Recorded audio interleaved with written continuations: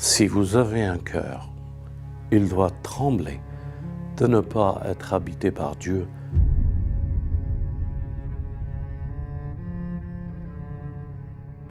Bismillah ar-Rahman ar-Rahim. Alhamdulillahi Rabbil Alameen. Salatu salam ala ashraf al-khalq. Sayyidina wa nabiyina, habib qulubina wa tabib nufusina, Abul Qasimi Muhammad. وعلى أهله أهل بيته الطيبين الطاهرين الآئمة المعصومين وعلى أصحابه الميامين. ربي اشرح لي صدري ويسر لي أمري واحلل عقدة من لساني يفقه قولي. بسم الله الرحمن الرحيم. إنا أعطيناك الكوثر فصل لربك وانحر إن شانئك هو الأبتر. صدق الله العلي العظيم. Alors ensuite, quel est le rapport pourrait-il y avoir entre... Parce que dans la sourate avec Moïse, dans la sourate La Caverne, il y a toute une expérience de Moïse avec l'Abd Saleh, le Khidr, qui n'est extraordinaire. Une science qu'on nomme l'Adoni. Alors quel rapport peut-il y avoir entre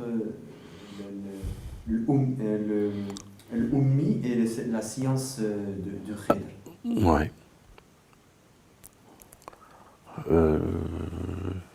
La science de Moïse, avec la révélation, les commandements, aller libérer les enfants d'Israël, l'éducation qu'il a eue dans ce palais de la science acquise, et de l'entourage de Pharaon et sa personnalité.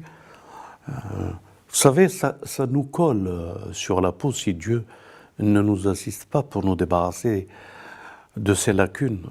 Quand on est éduqué d'une certaine manière, alors heureusement que Dieu avait sur son regard, le regard qu'il avait sur Moïse. Je veux dire par là, pour que ce soit bien clair, c'est une personnalité. Et tout de suite, regardez comment que les valeurs de jugement, pas à pas, nous les découvrons. D'un seul coup, Moïse voit un de sa tribu, le Coran le dit, une différence avec un Égyptien. Ils se battaient entre eux et il prend la défense. Par déduction, il prend la défense, l'aql. Je vais défendre l'Algérien.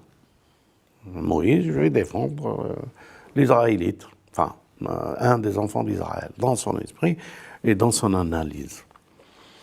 Et il tue un Égyptien. Le problème, c'est que cette réflexion-là, dans le Coran, c'est que cet enfant d'Israël, il a voulu même trahir Moïse pour l'acte qu'il a fait. Vous vous rendez compte? Donc les jugements que nous avons est une trahison. Je ne sais pas si je suis clair. Je suis clair. Les jugements que nous avons et que les actions que nous avons à travers ces jugements, le Coran nous enseigne que si ce n'est pas Dieu qui les inspire, c'est une trahison. Je continue cette histoire de Moïse et la rencontre l'Abd Saleh. Moïse, avec tous les raisonnements, la mission, toute la grandeur et l'amour que Dieu avait pour lui, avait une suggestion qui lui venait, qu'il existait des personnages plus élevés. Qu'est-ce qui peut être plus élevé que moi, aimé par Dieu? Moi, choisi par Dieu pour libérer. En somme, il voulait rencontrer cet homme qui s'appelle, le Coran appelle l'Abd Saleh. Et vous allez voir les intelligences, l'acquis et l'inné qui vont se refléter devant trois phénomènes, trois histoires, trois expressions. Donc, je vous passe l'histoire de cette rencontre avant qu'il le rencontre, et toujours le raisonnement qui l'a mené vers les deux confins, les deux mers qui se rencontrent, et à cet endroit, il ne le trouve pas, le raisonnement d'aller le rencontrer, parce qu'il venait d'un chemin, et l'autre chemin ne pouvait être que l'arrivée de l'homme qu'il devait rencontrer. Ensemble, je passe tous ces détails, vous devez revenir pour les méditer. Il le rencontre, il lui dit tout de suite, je voudrais te suivre. Et Khidr lui dit, c'est pas facile de me suivre. Tout de suite, voilà, deux visions différentes. L'une qui avait la science innée, et la science innée est un point qui convertit le temps. La science acquise, il faut du temps pour l'acquérir. Donc, le paramètre temps est d'une importance capitale. Si vous avez compris que l'inné a un rapport avec le temps, alors vous avez déjà la voie que Dieu pourra nous permettre, cette inspiration de pouvoir saisir cette démarche. En somme, les voilà partis en voyage, ils percent un bateau. J'aimerais que vous reveniez sur cette histoire. Moïse ne comprend pas. Pourquoi ils percent un bateau? Ces gens, ils viennent de nous transporter. C'est illogique, ça ne va pas avec le raisonnement. Moïse qui dit, qui cherche à comprendre, et là, Khidr lui dit, ne t'ai-je pas dit d'être patient? Tout ça, vous le connaissez. Ce n'est que répéter les deux logiques, une qui convertit le temps, inné, et l'autre qui évolue avec le temps. Vous devez vous mettre ces paramètres dans la tête pour pouvoir poursuivre la quête. Deuxième histoire, il tue un enfant. Bon, parce que Khidr comprend pourquoi il tue un enfant, mais l'autre ne comprend pas. Un enfant innocent en réflexion, déduction apparemment logique. Pourquoi tu tues un enfant? Il est innocent, il n'a rien commis. Il n'a pas compris la vision du temps subtil qu'il avait, l'Abd Saleh, en voyant le futur de cet enfant. Et il a voulu, avec Dieu, de changer cet enfant et de donner un autre pour ses parents qui étaient croyants. Troisième histoire, il construit un mur pour des orphelins. Ouais, c'est une belle histoire parce que il dit, d'abord, lui, c'est Abd Saleh, c'est le réparateur, le serviteur de l'Islah. Il dit, j'ai construit ce mur quand il a terminé et il voulait répondre, parce qu'il avait des parents saleh, des parents qui faisaient l'Islah. Je vous ai dit tout à l'heure que l'Islah modifie. Celui qui fait les actions réparatrices, réconciliatrices dans l'amour et le bien-être de tous, ça modifie la personne. Et la personne devient l'héritier d'un héritage pour le futur. Et de ce fait-là, lui, il est en train de construire le mur de celui qui est saleh. Lui, il est saleh. Il construit ce mur pour qui? Pour les enfants du saleh.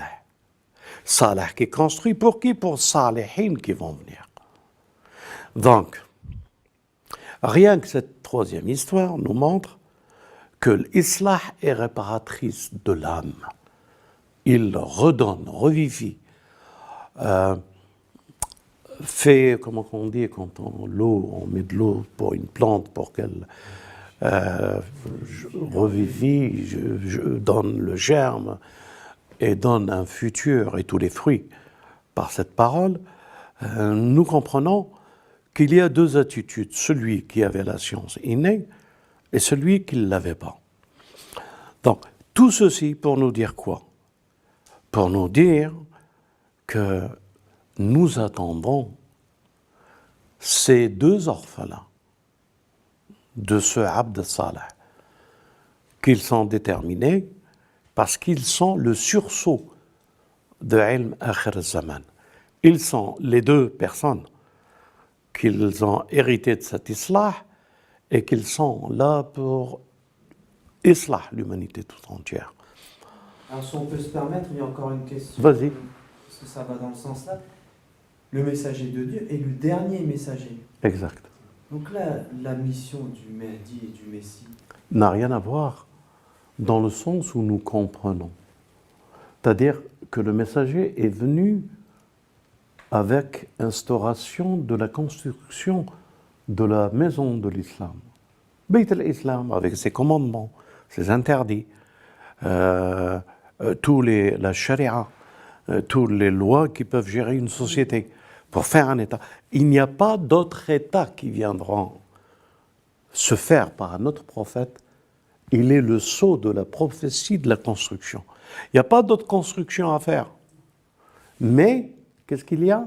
Allez, il y a l'islah.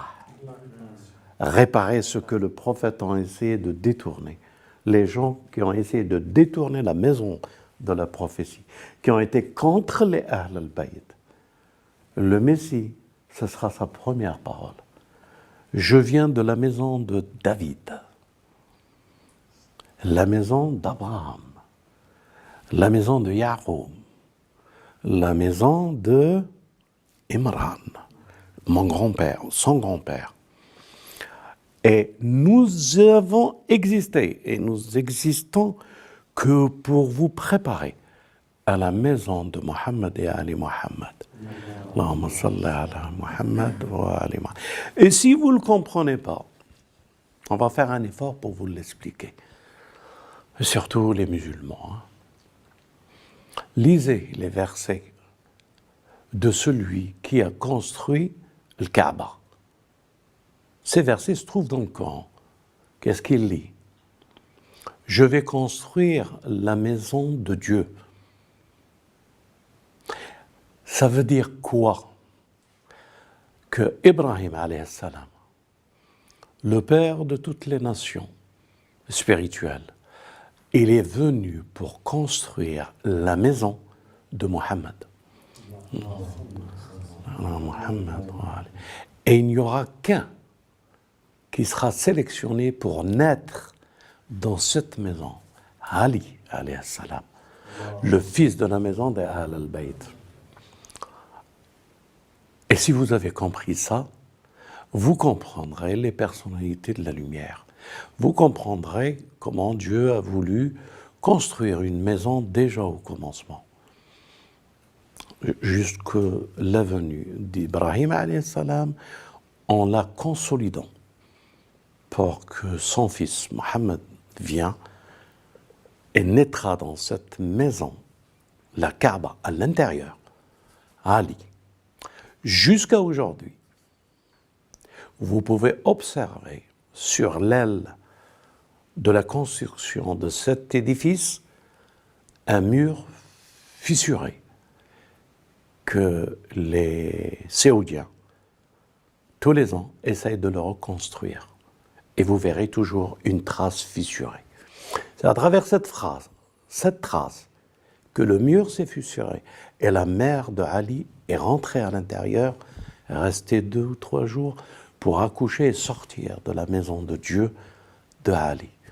Ali, notre premier imam, il est l'imam des muttaqin.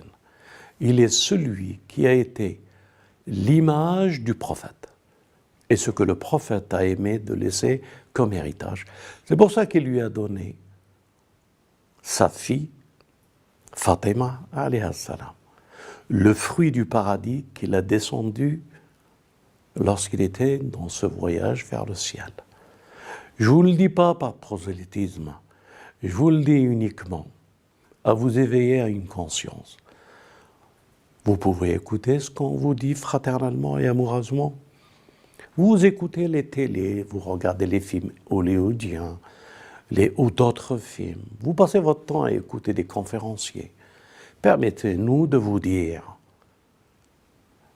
à cette réflexion, si vous avez un cœur, il doit trembler de ne pas être habité par Dieu et la famille du messager et du messager. C'est cette maison-là, votre cœur, qu'on est en train de désigner comme la Kaaba, comme la direction, comme la voie pour arriver à cette maison. Que la paix soit avec vous, à moins que vous avez encore une question. J'avais une dernière question, mais je ne sais pas si, avec ce qui a été dit, je ne sais pas si c'était qu'est-ce qui fait reproduire, en dehors de nos rêves, les réalités qui sont atemporelles. Et vous avez un peu parlé. Je n'ai pas compris la question. Qu'est-ce qui fait reproduire des réalités dans ce monde, des réalités qui ne sont en dehors du temps? C'est-à-dire qu'il y a des fois des perceptions que nous avons comme si on a vécu ce temps. C'est ça que tu veux dire? Ça va dans ce sens-là, oui. L'âme est d'un mystère extraordinaire. Les hommes de Dieu, ou les femmes qui aspirent à l'être, ou les hommes qui aspirent à l'être, ils ont une âme. Cette âme, allez, je vais vous le lire, vous allez comprendre, mais il le vulgarisera mieux que moi, cher Jamel. Une âme, Dieu dit aux âmes pacifiées, retourne. Alors déjà, elle a boulé le temps, cette âme. Ô âme pacifiée, retourne vers ton Seigneur, agréant et agréé. Retourne parmi mes serviteurs. Rentre dans mon paradis. Le verset, c'est à peu près ça. Je le traduis, peut-être qu'il y a un mot que j'oublie. Déjà, cette âme, elle a un temps, le temps de Dieu. Le temps de Dieu, enfin, que Dieu me pardonne, ce n'est pas le terme juste. Le temps que Dieu a fait comme créature. Le temps de Dieu qui a créé le temps et qu'il est en dehors de tous les temps. Ensemble, cette âme, elle est en possession d'une conversion de tous les temps. Mais bien sûr, pour arriver à une telle âme, un Dieu qui peut lui donner cette possibilité. Mais c'est vrai, elle a une particularité. Cette âme, oui, je vais le dire avec une autre image. Depuis que la Lune et le Soleil existent, il est le reflet de toutes les images terrestres et extraterrestres. Il est l'enregistreur. Comment on dit que le code, il est la mémoire, il est le disque dur, la Lune et le disque, on dit comme ça, la Lune est le disque dur de la mémoire du temps. Elle a enregistré tous les temps. Et bien sûr, tous les temps, tous les hommes la traversent. Et dans ces particularités du temps qui la traversent, que nous la traversons, nous avons un lien direct avec notre âme lorsqu'elle est pacifiée. Lorsque Qana, elle est elle se suffit, hein? Autosuffisante. Autosuffisante. Elle sait que elle appartient à Dieu. Et elle sait que c'est Dieu qui l'a fait. Elle sait qu'il n'y a rien qui est en dehors de Dieu et qu'elle s'interdit de regarder autre chose que ce que Dieu veut qu'elle regarde pour elle. Donc, elle est satisfaite de tous les temps. Elle est satisfaite de toutes les actions du temps parce le temps est entre les mains de Dieu. Et elle est satisfaite entre les mains de Dieu. Elle n'a jamais voulu sortir des mains de Dieu. Cette âme que vous, que moi, que nous avons tous.